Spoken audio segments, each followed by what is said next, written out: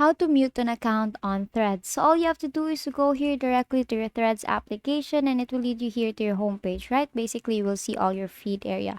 So since we want to mute an account on Threads, then all you have to do is to actually choose the post or that person's post here. For example, this person, I want to, this one, say this person, I want to mute his or her notifications and posts. Then what you have to do is to tap on the three dots there and tap on mute. So here you have seen that the posts from this user are muted, so you will not be notified or anything, and all that person's post will not, you will not see that person's post anymore.